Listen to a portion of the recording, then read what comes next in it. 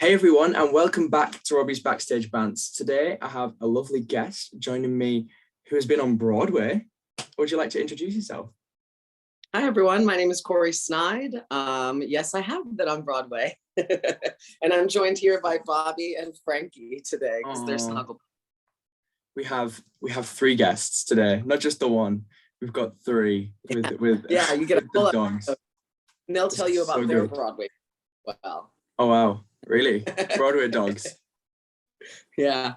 Yeah, Frankie's the Broadway revival of dogs. Right. Frankie has spent many a nights in the theater, so. Oh, lovely. Yeah. So the first sort of question I've got for you today is quite a broad one, so it might take you a while to answer it. It is, what is the journey of how you got to where you are today? Broad question, but a good one. So I started dancing locally, just at a local competitive studio in Albany, New York. We were very much a tap dance based studio, right? And a few of my dance friends started going to this convention, and I'd never heard of that convention, being just sort of a rendezvous of a bunch of dance studios and master teachers / choreographers throughout the country that come to this one city, and you get to take a bunch of classes. And I fell in love with that and kept going to conventions, and met a lot of people who have actually hired me today. My first job actually being in the West End. I was a Billy Elliot. Oh, wow. I was a Billy Elliot in the West End in 2007, 2008. I did the show in the West End for about a year, and I had a very crazy situation that actually brought me to Australia as well, which maybe we can get to that story later. Worldwide superstar. Not superstar, but I definitely had fun. Billy is still to this day one of my favorite shows. I returned from performing abroad when I was, I think, 15, and joined the original Broadway cast of Jason Robert Brown's 13, the musical. I played the role of Evan. I alternated the role of Evan. Then from there, I kept auditioning and doing a bunch of stuff, but I knew that my heart was kind of like, I want to go back to being a normal kid, and I want to get an education, and I want to study more. So I went back to my hometown studio, trained, and did all that stuff. I then auditioned for college and attended the Juilliard School, where I graduated in 2015. While I was doing the Juilliard School, I traveled and taught and did a bunch of stuff. And then upon graduation, I was doing a lot of auditions. This is great. This is awesome.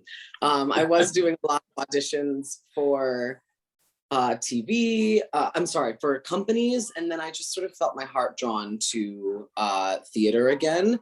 Juilliard being a little bit more about contemporary dance and concert dance. I felt myself drawn a little bit more to my theatrical roots. And the first show I got out of school was an out-of-town tryout of a musical that hit Broadway eventually called Bandstand. Yeah, that was a wonderful show. And the reason why I didn't do it on Broadway is because I booked Cats, the musical.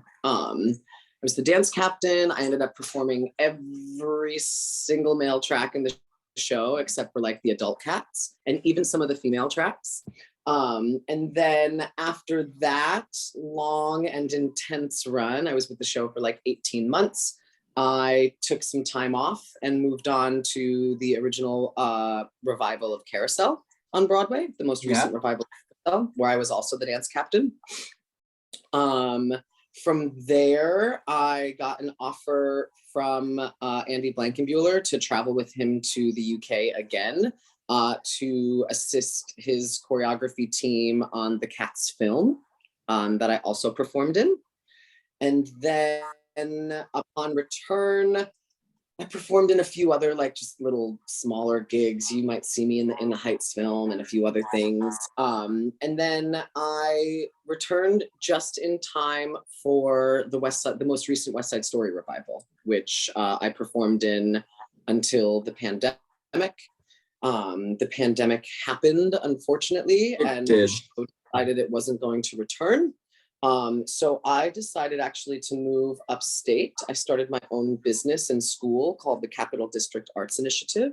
Oh, wow.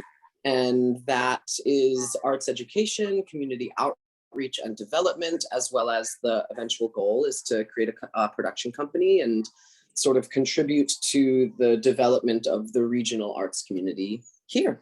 And now I'm sitting on a couch with 2 dogs in my lap and I'm talking to you. Wow, that was the story right to this moment. That's Yeah. great. No, sounds like quite a journey, and obviously performing from such a young age as well, being a Billy in the West End or here in the UK. So tell you what, my first main question for you then is, how do you find that the audiences differ? West End, Broadway, Australia, you know, is there a big difference or? Well, so I mean, Billy Elliot being such a particularly British show, It really is. It's something that obviously I think sits a little bit closer to the heart in the UK. So I mean, this sounds so stupid, and I might get chased down with pitchforks when I say this, but a big developmental period of my life was in Great Britain. So there is a huge aspect of me as a person that feels British.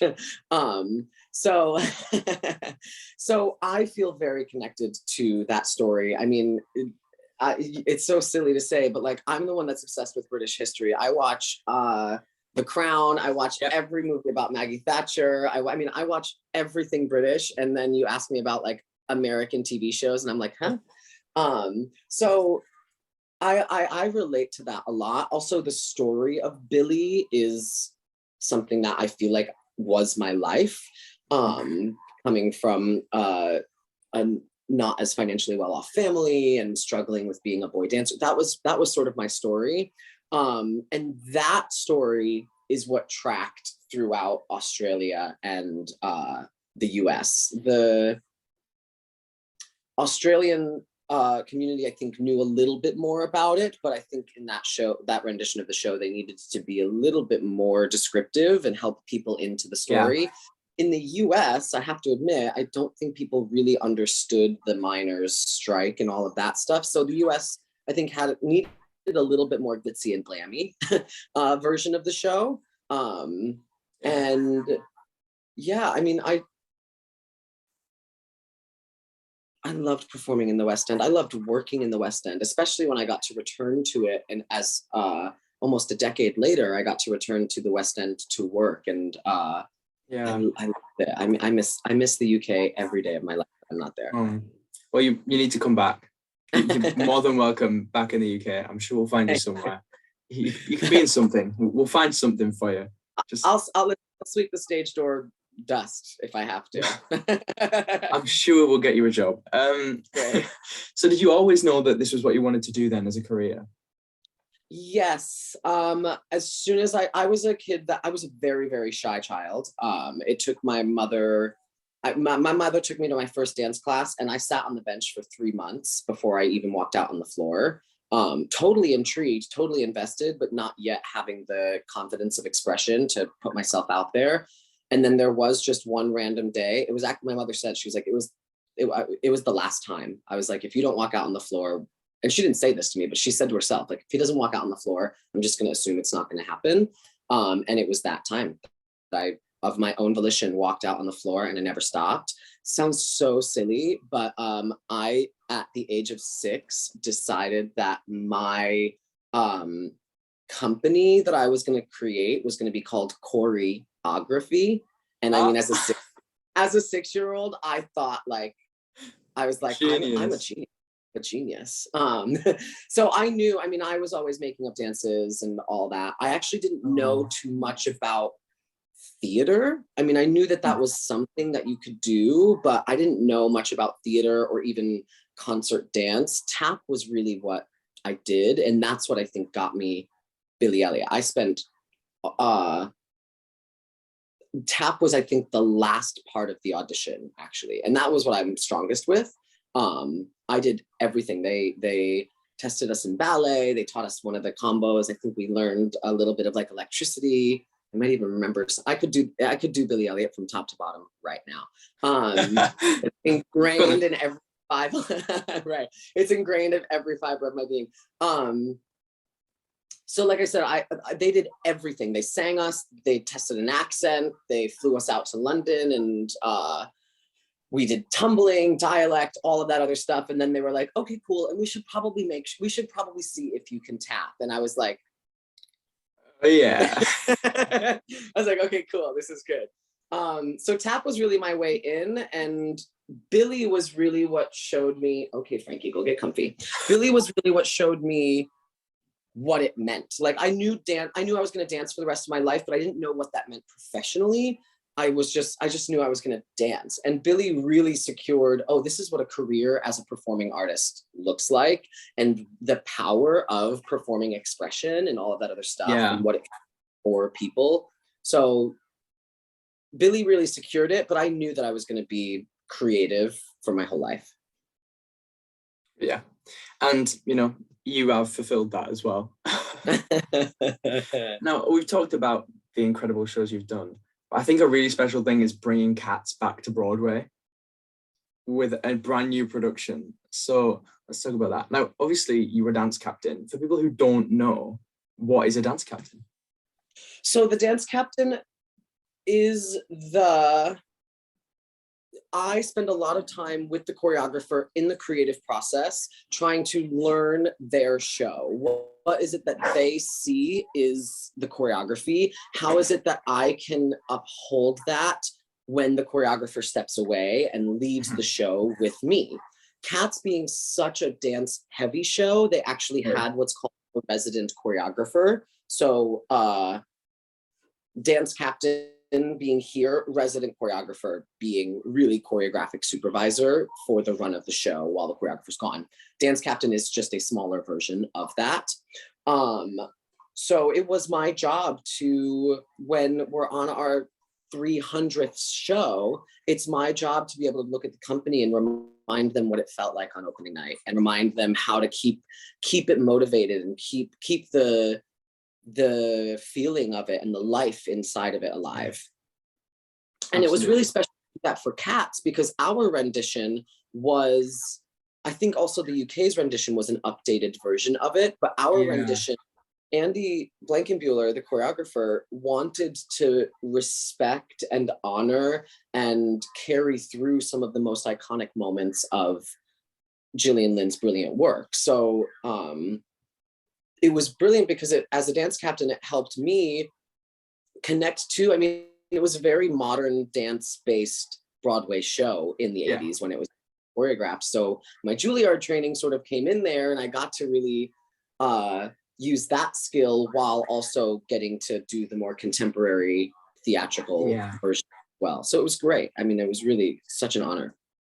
It was magical, I imagine. Now you've covered a lot of Cats. Would you like to list them off? Who have you played? Sure. Go on.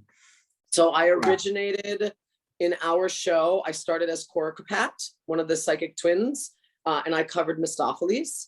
And then once I transitioned from dance captain to swing and dance captain after my performing time, the first cat I covered after that was Mungo Jerry. Then I did Skimbleshanks, Alonzo, Pouncible. I did Carbuckety. I did, oh God, who else is there? Tumble Brutus. I did, at one point I had to do the female twin because we were down that many women in the show. Sickness ran through the theater. And there was a partner that knew the male track, and I just had to know the female track. So we did he lifted me over his head and all this other fun stuff. Wow. And in the same week, actually, there was so many women out, including swings and covers, that I actually had to perform Jenny Anydots' feature. So I had to do the tap solo. Yeah. That's so good. Yeah. I'm sure there's like black market videos circulating somewhere, but we need to find them. Yeah, I did. I started the show as Coricopat, and then during the name of Cats, like went off and put on all the Jenny gear. and then went on stage, did the tap feature, and then ran off stage and went back into Coricopat because we were down. Like that was the only way the show was going to happen that night, or we were going to have to cut the feature. So I love it. I love yeah. it. That is so good. It's hard enough learning one. Sorry, how did you keep track of all of these cats? Well, as dance captain, like I started performing on stage, so I knew the show from the inside out. Like I learned the show from performing it. So that was really another valuable tool that I had as a dance captain, because most of the time the dance captain is off stage. They're the one that's supposed to watch the show every night and make sure everything goes smoothly. I was an on-stage dance captain. So I knew the show from the life of it and the performing of it. And while I was performing and just doing my 2 tracks that I had, I was also teaching new swings, new covers, new understudies, this, that, and the other. So I was rehearsing and teaching all of those tracks to other people.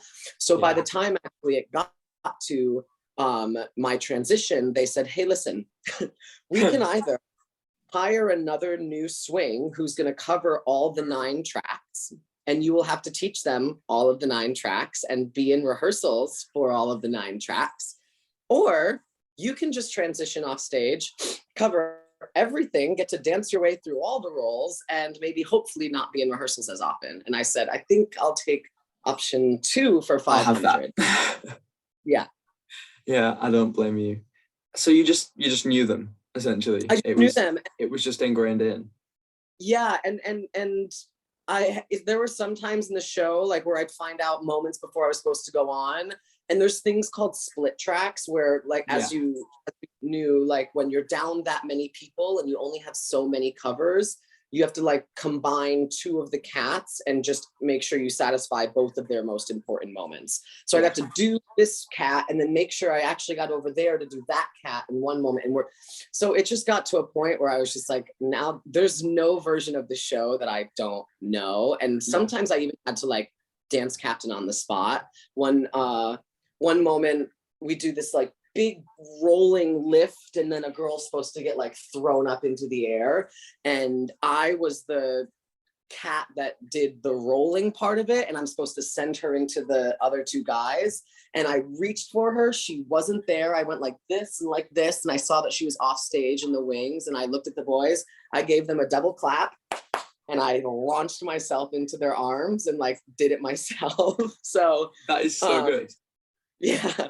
Oh, it was so fun. So sometimes you had to like dance captain in the moment too, which is crazy. Why not? I mean, did you have a favorite track to cover? Oh God. Coricopat always felt good because that was the track that I created. And I partnered, my twin was actually a girl that I went to Juilliard with. So that's sweet. We trained together for 4 years and did partnering classes all together, so that like when we had to, the psychic twins are supposed to be like in perfect synchronicity. If I lift a paw, she lifts a paw. And we just had that. Like some people would tell us at the stage, though, like, it's kind of creepy. That's weird. So that one always felt like home to me. Mistopheles was always fun because even though he has a big feature, in the end, his kind of felt shockingly like one of the easier tracks. But Mungo Jerry was so fun to play. That like I played Mungo Jerry like a 16-year-old scrappy kid who like kicks rocks, and like he was just so fun to play. I bet. Is there any tracks that you would have liked to have done, or were you? Tugger. Tugger. But Tugger's supposed to, in our show, Tugger was supposed to be, I mean, he was supposed to be a lot taller. He was supposed to be a little bit more buffer than I was. And I'm just like, me at the time. So I would have loved to do Tugger. I will say this, and I'm saying this, and I'm sure the producers are probably going to I saw him in the corner. I'm sure if I say this too loud, the producer's going to come jumping through my window and tell you all it's a lie. But for about 5 minutes and 46 seconds, there was a moment where we were down that many women, and I almost had to do Victoria.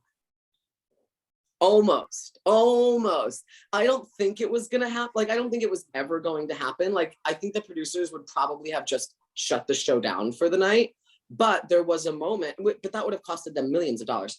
There was a moment where the one of the swings was like, I could not do it. My back is out. And the actual playing Victoria was off in California. And the other two covers were like down, out for the count with the flu. And so I was just sitting there in the office like, because when I was training all of the Plato McCavities, the guys that like do all of their partnering, Yeah.